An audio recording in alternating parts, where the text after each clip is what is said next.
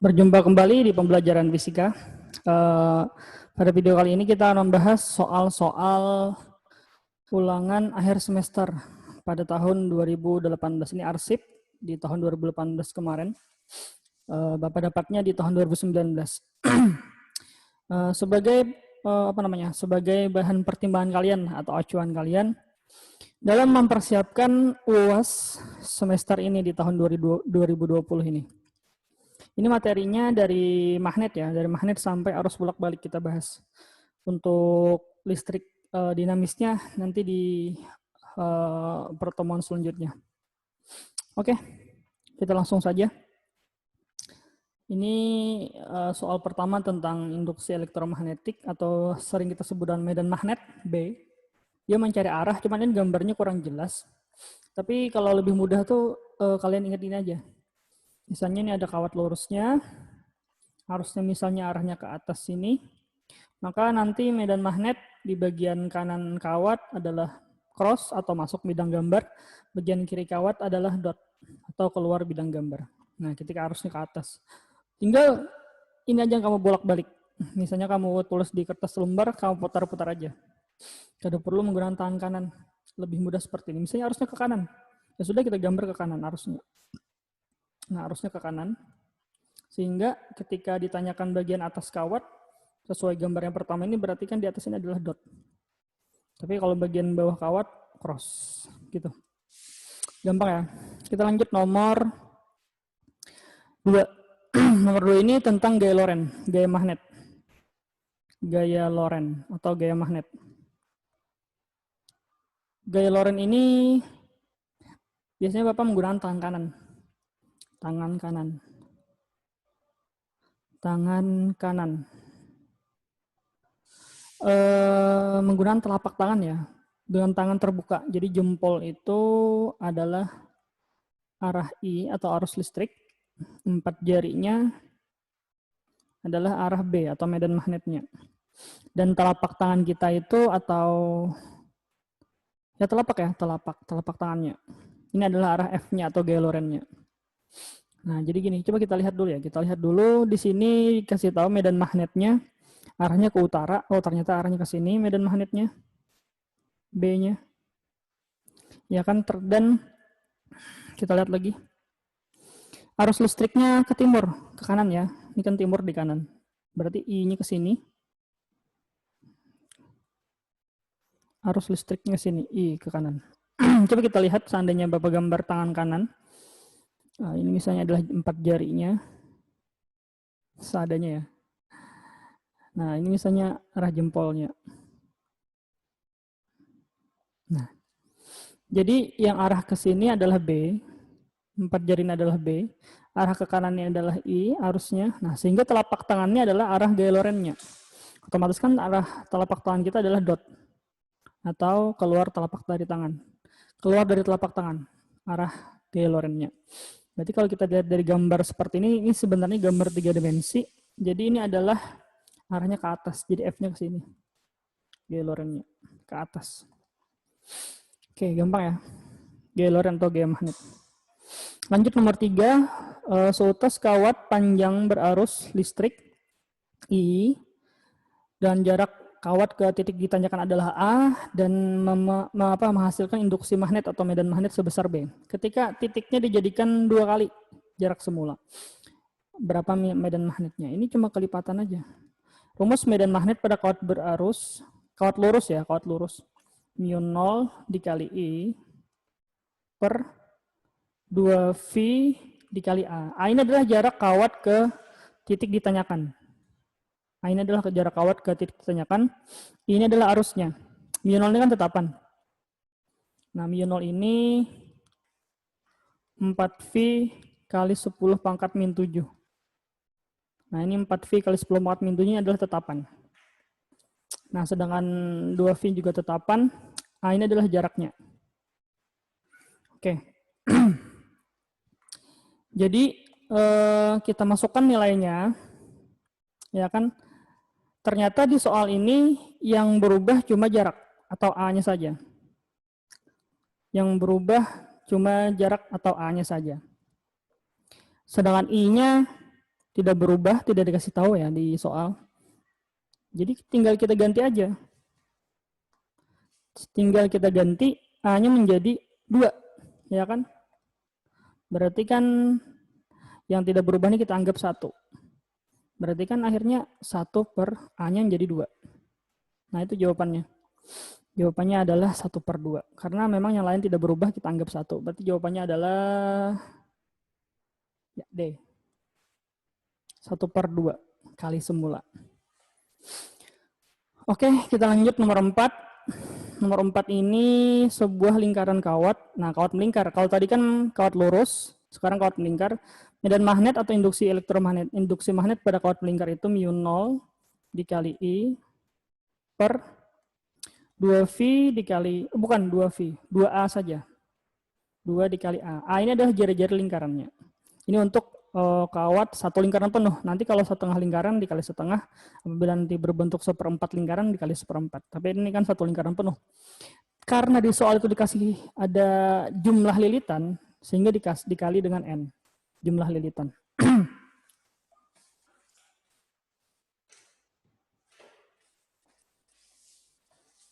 Oke, kita masukkan nilainya. Y0 ini kan 4V ya kan tadi, kali 10 pangkat min 7. Harusnya ditanya, oke, jumlah lilitannya 4. Medan magnetnya di soal sudah dikasih tahu ini ya, 2V kali 10 min 5. Oke, kita geser dulu, bentar. Ternyata medan magnetnya sudah dikasih tahu ya, yaitu 2V kali 10 pangkat min 5 per 2 dikali jaraknya atau jari-jarinya. A ini adalah jari-jarinya, ternyata 30 cm. Jadikan meter kan dibagi 100 atau 3 kali 10 pangkat min 1, 0,3 ya kan. Oke, kita coret aja yang tidak perlu, yang sama ya, ya kan. Ini bisa. Nah, berarti kan hasilnya 3 ini kan kali ke sini. Nah, ini kan min 1, ini min 5 jadi min 6. Nah, ini kan min 7 ya.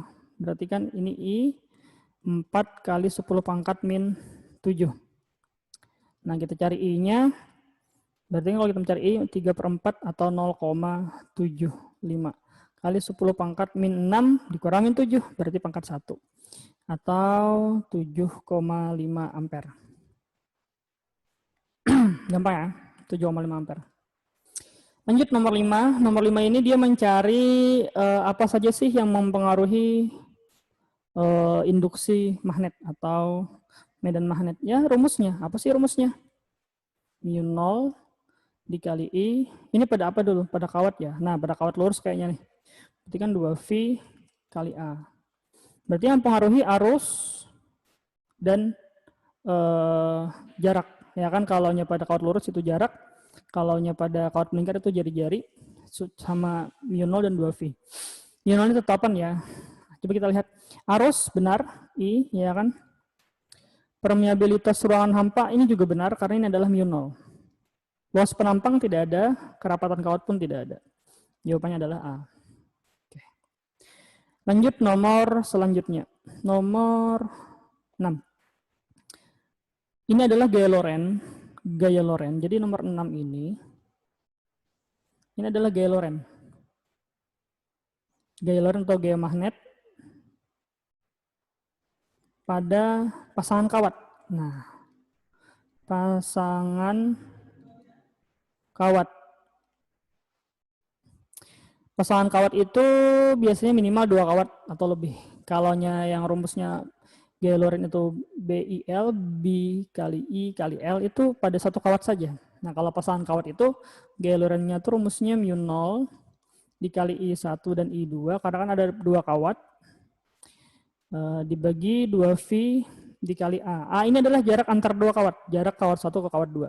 Ini sebenarnya dikali L, dikali panjang kawat. Biasanya panjang kawatnya itu sama. Cuman karena di sini lihat pertanyaannya gaya tiap meternya itu sama aja dengan gaya tiap gaya persatuan kawat. Sehingga bukan dikali L malah F per L. Karena memang ditanyakannya gaya tiap meternya atau gaya persatuan kawat. Tinggal kita masukkan. Y0 kan nilainya 4V kali 10 pangkat min 7, ya kan? Arus pertama 0,5, arus kedua 4. Berarti kan 0,5 dikali 4 bagi 2V. Nah, jarak antar kawat adalah 20 cm. Ini kan 0,2 ya, jadikan meter. Atau 2 kali 10 pangkat min 1. Oke, kita hitung apa yang bisa kita coret. Ya kan? Berarti 0,5 dikali 4 adalah 2. Min 7 dikurang min 1 berarti min 6. Newton per meter. Ini harusnya satuannya Newton per meter, bukan Newton saja. Jawabannya adalah A. Ini adalah gaya Lorentz, tapi pada pasangan kawat. Artinya lebih dari satu kawatnya. Minimal 2, 3, 4 boleh.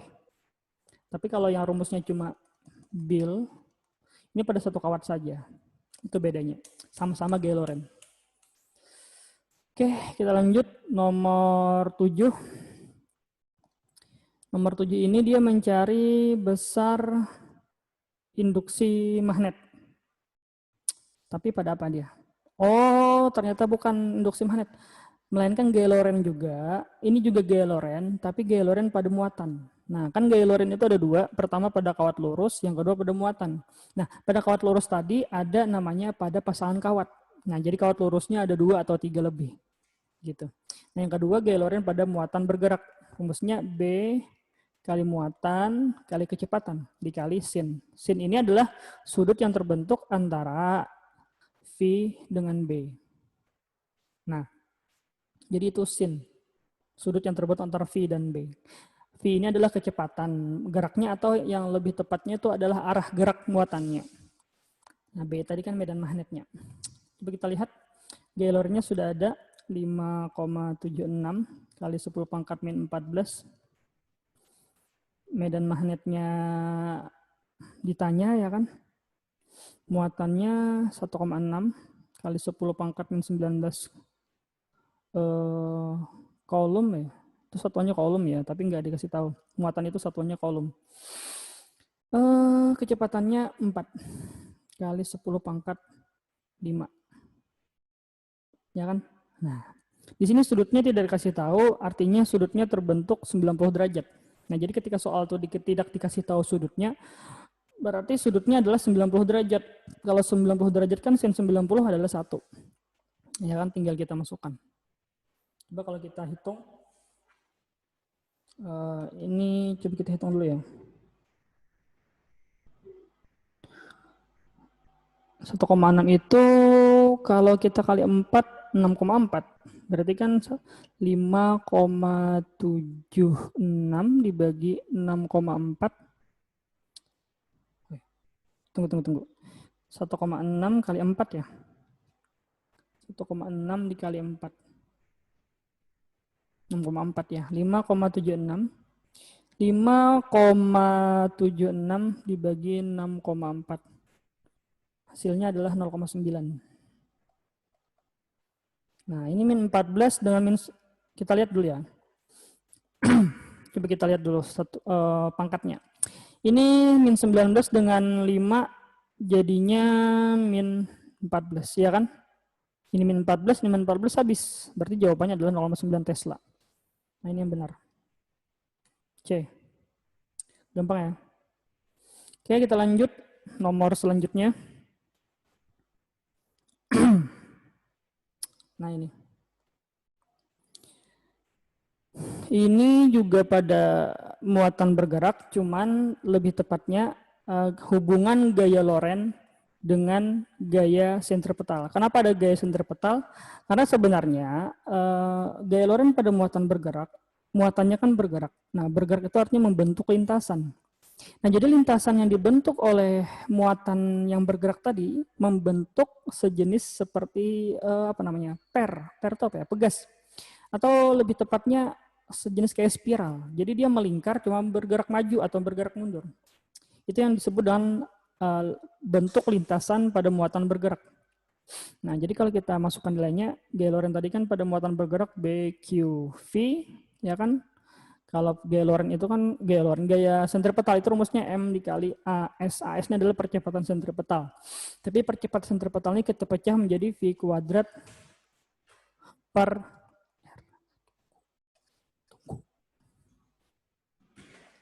Oke. Nah,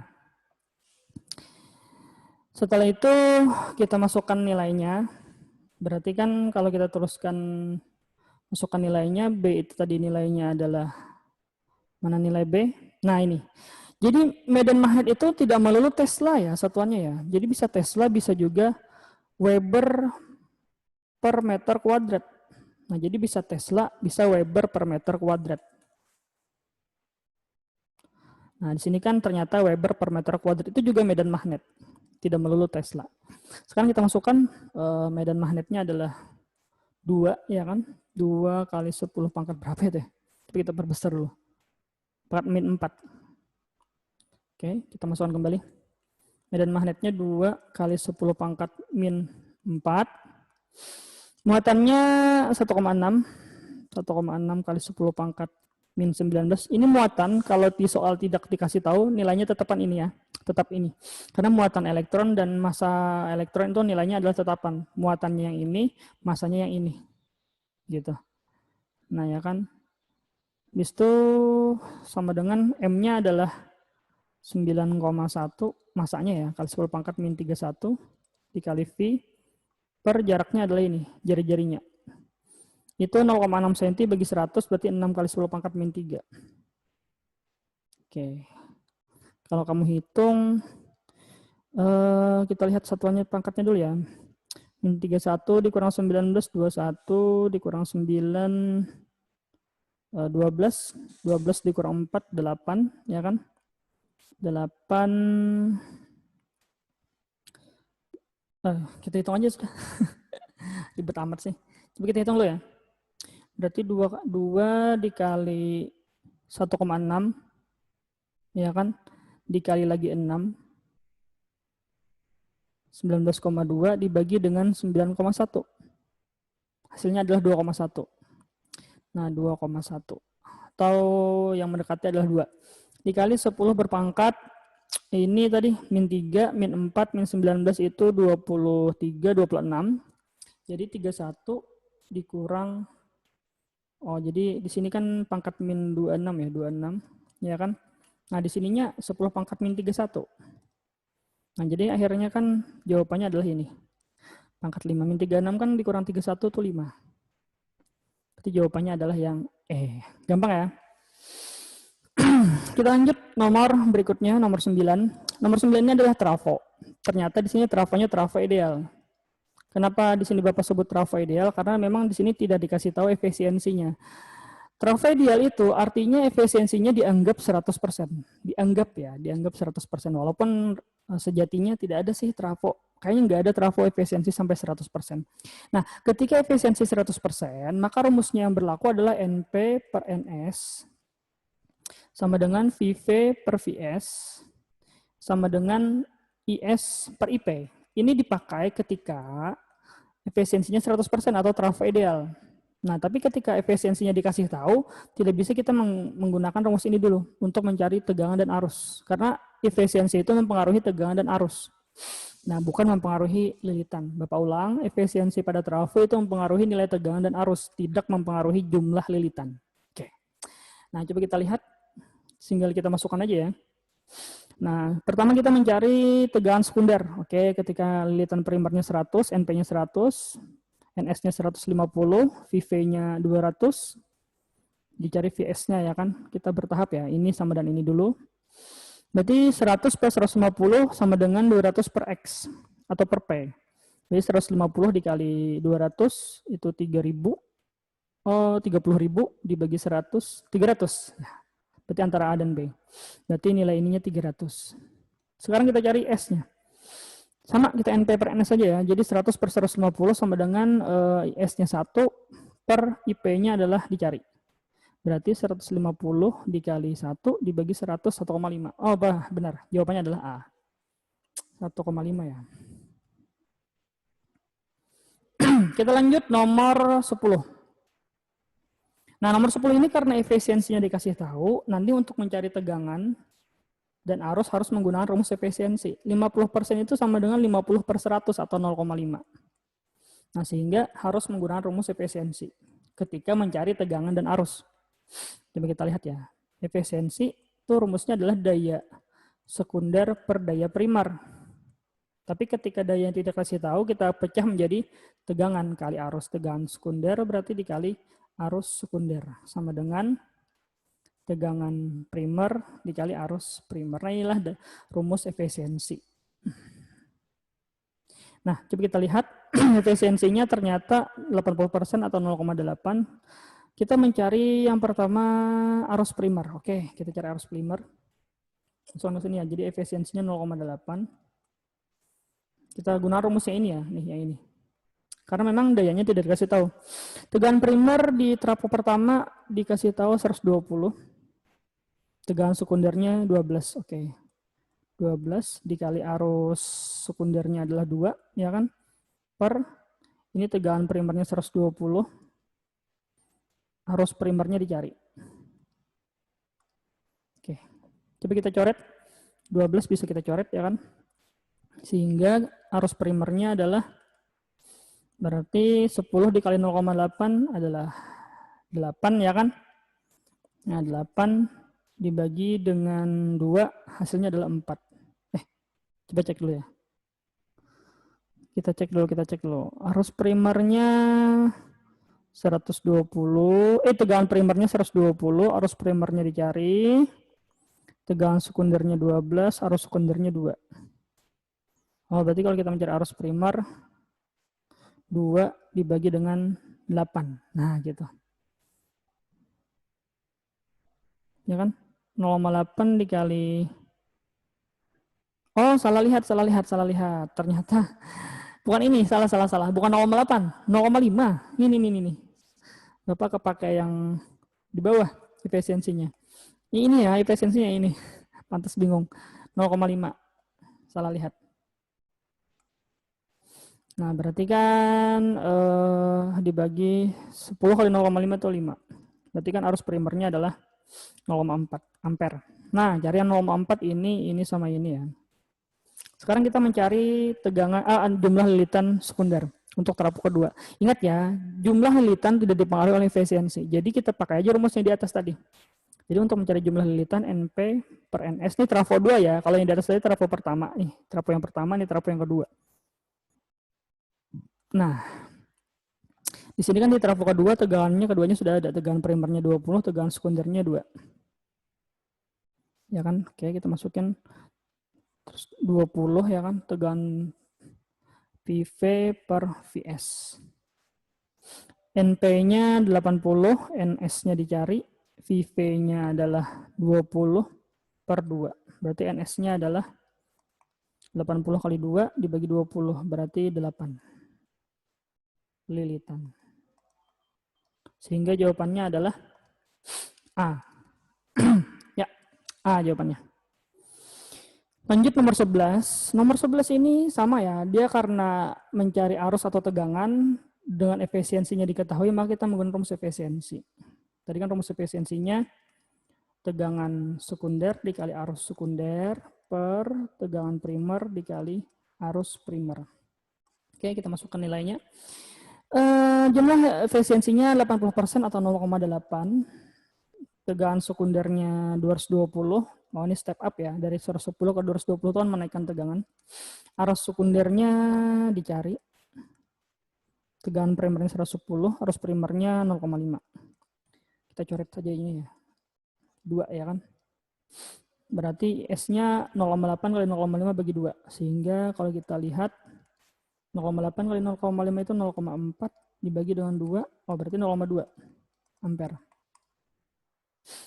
Jawabannya adalah 0,2 C. Nah, itu. Lanjut nomor 12. Berikut ini adalah pernyataan yang benar tentang trafo. Trafo menggunakan tegangan DC, salah. Tegangan DC ini contohnya baterai, dia tidak menggunakan tegangan DC tapi tegangan AC. Alternatif current, arus bolak-balik. Ini biasanya di PLN. Jadi trafo itu dipakai di PLN. Alat-alat listrik yang menggunakan sumber tegangan PLN itu menggunakan trafo. Jadi arus tegangannya, sumber tegangannya harus tipenya AC, alternatif current, arus bolak-balik. Trafo dapat mengubah tegangan DC. Bukan ya.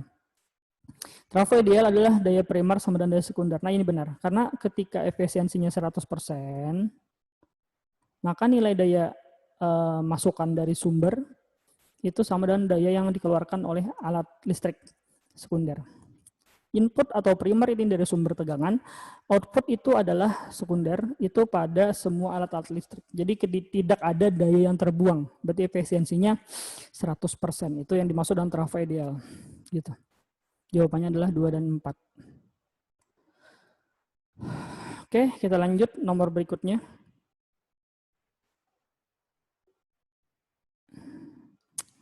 Nomor 13 ini membandingkan ya. Rumusnya ini. GGL induksi sama dengan N dikali perubahan flux per waktu. Nah, jadi kita bandingkan GGL induksi 1 per GGL induksi 2. Nah, gitu.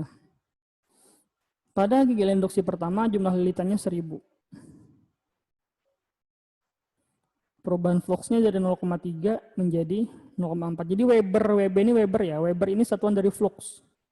Dia berubah dari 0,03 menjadi 0,04, berarti perubahannya cuma 0,01 ya kan? Waktunya adalah 0,2. Pada GGL kedua, kumparannya sama, artinya jumlah lilitannya tetap. Kumparan lilitan sama ya, jadi kumparan atau lilitan itu pengertiannya sama. Ini kebetulan nilainya sama, yaitu 1000 juga. Dia berubah flux dari 0,02 menjadi 0,04. Berarti kan perubahannya 0,02. Per waktunya adalah 0,1. Nah ini karena dia sama, kita coret saja. Oke, kita masukkan nilainya 0,01 bagi 0,2 itu 0, berapa ya? 0,01 per 0,02 atau gini ya. 0,01 per 0,2 dikali balik ya kan. 0,1 per 0,02. Nah gini. Kita lihat ini sama habis. Ini pun sama habis. Ya kan 1 kali 1 1, 2 kali 2 4. Berarti 1/4 jawabannya C. Ini ya GGL induksi. Lanjut nomor 14. Nomor 14 ini juga pada GGL induksi tapi tepatnya mencari arah hukum Lenz. Nah, tapi lebih mudahnya gini aja. Jadi ini sebenarnya gini, ada kumparan atau lilitan. Ini ada kumparan, ada lilitan. Habis itu ada galvanometer. Galvanometer itu nolnya atau standby-nya di tengah jarumnya. Ini galvanometer. Nah, habis itu dimasukkan magnet asli, magnet batang. Masuk ya. Nah, misalnya di sini utara, di sini selatan. Nah, ketika magnet ini digerakkan mendekati kumparan atau menjauhi kumparan, terjadilah GGL induksi. Kenapa? Karena ada gerak magnet tadi. GGL induksi itu kepanjangannya adalah gaya gerak listrik. Artinya ada gerakan, baik itu masuk kumparan ataupun keluar kumparan. Nah, ketika gerakan tadi ada, timbullah magnet induksi. Magnet buatan atau magnet induksi. Itu nanti yang mengalirkan arus induksinya. Nah, gara-gara ada magnet induksi, adalah arus induksi yang mengalir pada rangkaian ini. Nah, ketika proses masuk, kutub magnet yang memasuki pertama itu sama dengan bagian yang dimasuki.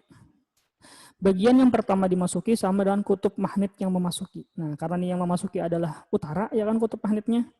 Nah, sehingga bagian yang dimasuki pertama ini juga menjadi kutub utara magnet induksi. Kalau di sini utara, maka di sini selatan induksi. Artinya magnet induksi. Nah, ketika di sini kutubnya utara induksi, maka arus induksinya ke sini. Nah, inilah arus induksinya. Sehingga galvanometernya menyimpang sesuai arah arus induksi, berarti ke kanan. Nah, gitu. Ketika proses masuk, ketika proses keluar, kebalikannya. Semua ini terjadi gara-gara ada gerakan masuk dan keluar. Artinya magnet ini digerakkan. Kalau didiamkan, hilang. Gitu. Nah, jadi prosesnya ketika masuk itu seperti ini, ketika keluar dibalik. Berarti jawabannya adalah C. Bisa ya? Tidak perlu pakai hukum Lenz. Ingatnya aja. Bagian yang pertama dimasuki sama dengan kutub magnet yang memasuki. Kebalikannya balik, ya kan? Oke, lanjut. GGL induksi supaya bernilai 3. Oke, rumus GGL tadi kan jumlah lilitan dikali perubahan flux per waktu. Nah, di sini kita manipulasi supaya hasil GGL-nya ini 3. Ternyata dia memilih D. Kenapa D? Karena mempercepat putaran menjadi 3 kali. Percepatan putaran itu sama dengan gerakan. Inilah yang disebut dengan gerakannya atau nilai percepatan putarannya. Nah, perubahan flux per waktu adalah jumlah gerakannya. Bukan, perubahan flux per waktu adalah kecepatan gerakan. Nah, kecepatan gerakannya. Semakin cepat, semakin besar perubahan flux per waktunya. Gitu. Kalau ini dijadikan 3, otomatis kan GGL-nya juga 3. Makanya jawabannya adalah D. Oke, kita lanjut nomor 16. Ini pada generator, rumusnya itu GGL induksi pada generator NBA dikali omega. Nah gitu. Cuman di sini dikasih tahu nilai GGL-nya sama. Kita tulis GGL 1 sama dengan GGL 2. Rumus GGL tadi N1, B1, ya kan? A1 dikali omega 1. N2, B2, A2 dikali omega 2. Karena di soal induksi atau B dan jumlah lilitan atau N itu sama, kita coret. Ya kan? Nah, penampang ini adalah luas atau A. Nah, kita ini masukkan nilainya. Luas penampang 1, ya kan? 4 kali luas penampang 2. Jadi A1 ini kita ganti menjadi 4A2. Karena luas penampang 1 atau A1 sama dengan 4A2 gitu. A2-nya tetap jadi A2. Ini omega 2. Jadi kita coret ya ini. Nah, sehingga jawabannya ini. W2, 4, W1. Jawabannya adalah E. Kecepatan sudut omega 2 sama dengan 4 kali kecepatan sudut omega 1. Ini enggak usah ya. Ini adalah pada semester 2 namanya tuh relativistik, masa relativistik. Rumusnya ini M sama dengan M0 per akar 1 min V kuadrat per C kuadrat. V-nya ini 0,6, ini V-nya. Hasilnya 1 dibagi 0,8 1,25 B. Tapi ini bukan materi kita. Ini materi semester 2. Kita lanjut materi selanjutnya. Ini sudah masuk ke arus bolak-balik. Nah, Bapak gambarkan dulu ya. Bagaimana sih grafik arus bolak-balik? Oke.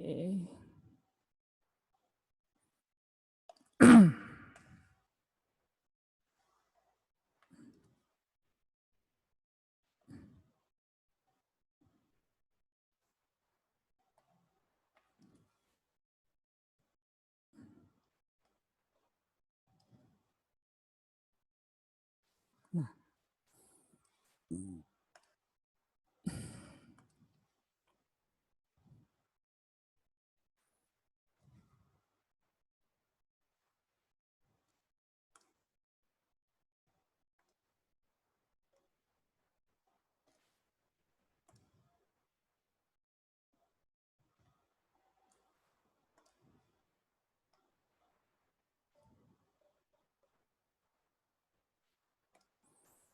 Oke. Pertama kita gambar arusnya. I, dia pasti mulai dari 0. Kurang bagus ya. Ini adalah I. Dia mulainya dari 0. Ini juga I.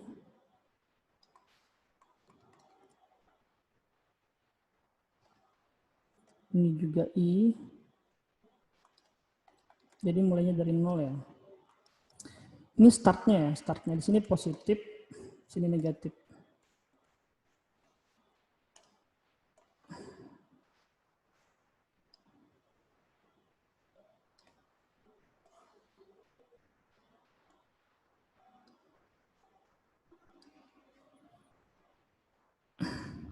Oke. Nah, yang pertama grafik resonansi. Kalau grafik resonansi arah grafiknya seperti ini, tegangan dan arus itu seperti ini. Nah ini. Jadi ketika tegangannya bernilai 0 di sini arusnya pun bernilai 0. Ketika tegangannya bernilai maksimum, arusnya pun bernilai maksimum. Ini namanya sefase.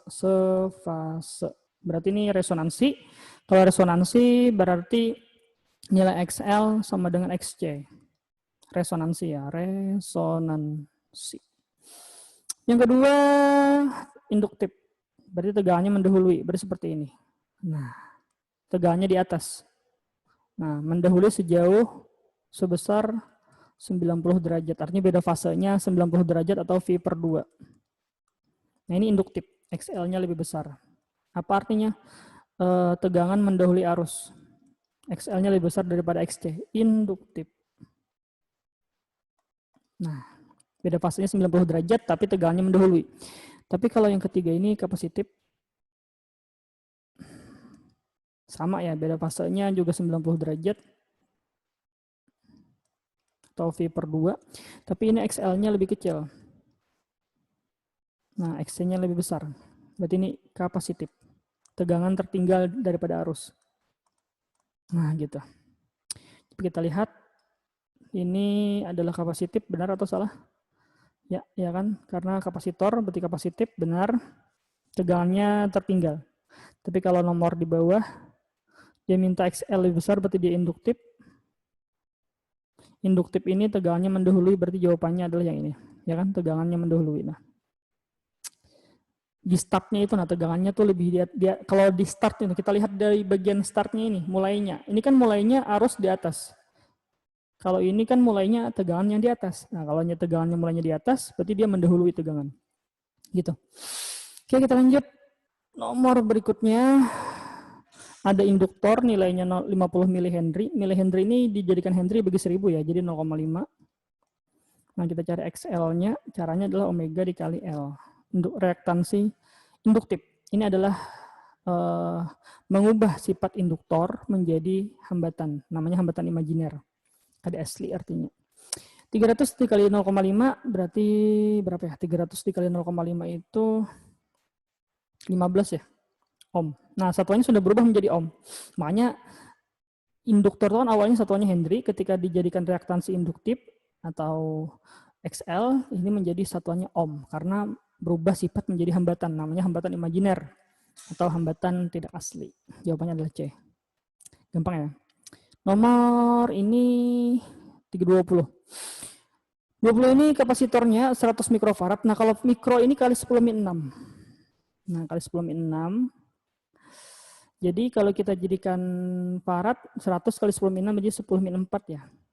Kenapa harus dijadikan farad? Karena memang SI-nya di farad. Satuan SI-nya farad. Ini adalah frekuensinya 50 Hz. Kita cari omeganya dulu ya. Omega itu rumusnya 2V dikali frekuensi. Nah, ini rumus omega. Berarti omeganya 2V dikali 50, 100V. Tinggal kita cari XC. Gimana ya? Sini aja. Warna hijau aja. Nah. Oke, rumus XC itu adalah 1 per omega dikali C.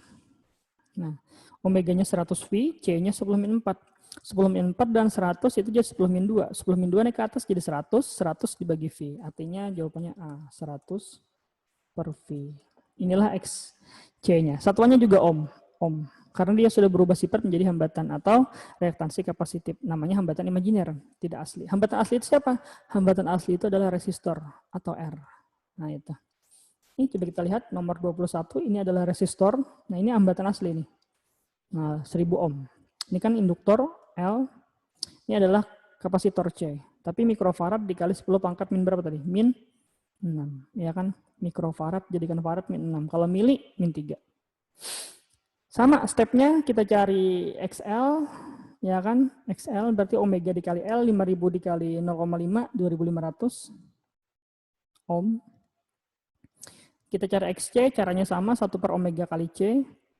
1 dibagi 0,2 kali 10 min 6 dikali 5000 itu berapa ya? 5000 dikali 2 1000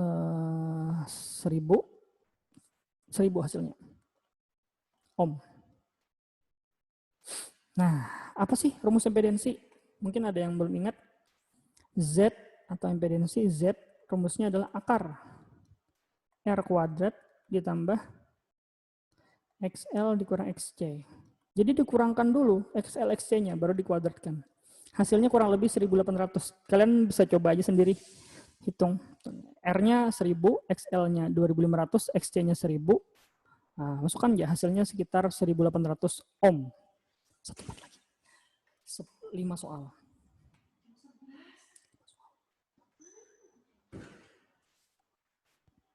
Oke, kita lanjut nomor 22.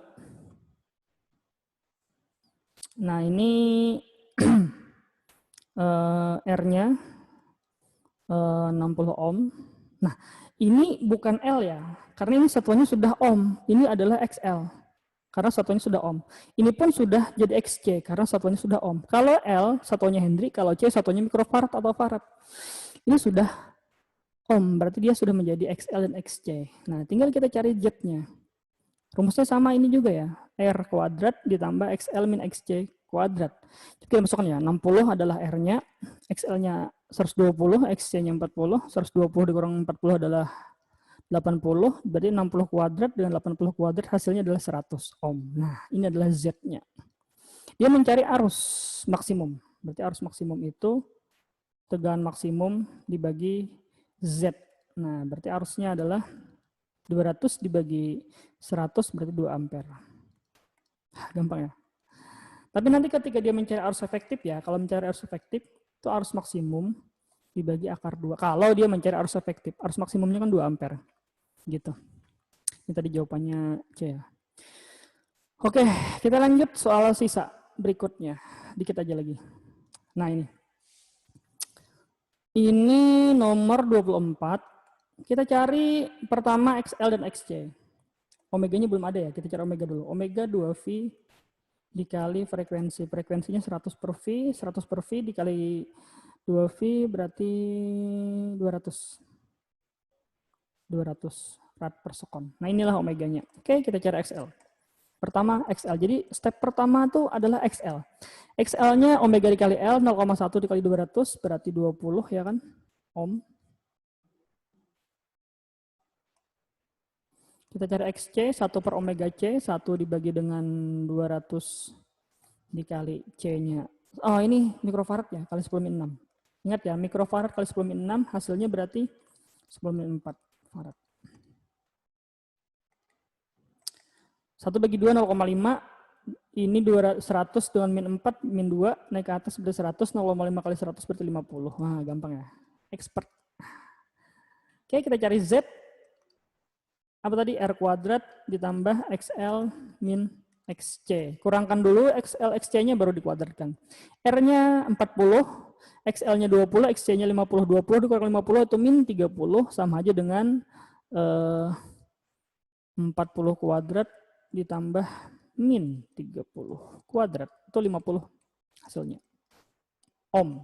Nah, 50 ohm. Benar ya? Nah kan? Lanjut nomor 25. Oh, ini gampang ya. Dia diketahui gini ya. Diketahui tegangan maksimum itu adalah 220 volt. Yang dicari adalah tegangan efektif, walaupun kata-katanya tegangannya terukur pada voltmeter. Itu sebenarnya tegangan efektif.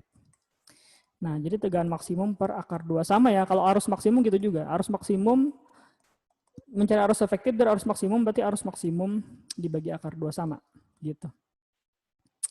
220 dibagi akar 2 berarti 110 akar 2 ya kan? 110 akar 2. Nah, ini jawabannya. Oke, berarti jawabannya adalah B. Good, benar. Nah, selesai. Oh ya, ada materi dikit lagi. Ini tentang gelombang elektromagnetik. Nah, Bapak jelaskan sedikit tentang gelombang elektromagnetik. Apa sih itu? Oke, gelombang elektromagnetik.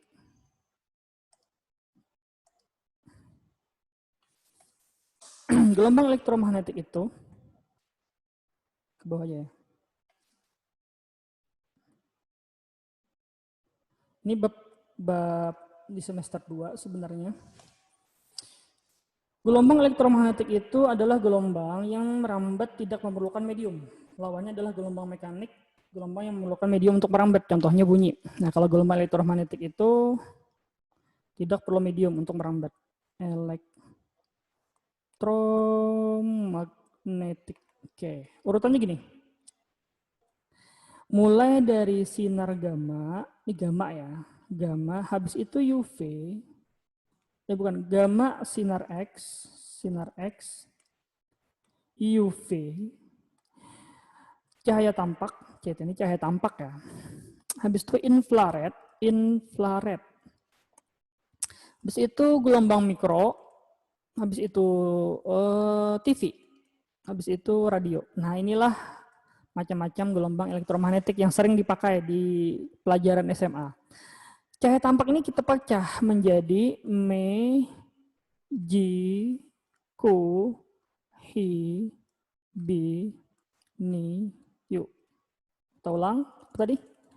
Seperti pelangi ya. Me, Ji, Ku, Hi, Bi, Ni, U. Merah, jingga, kuning, hijau, biru, nila, ungu.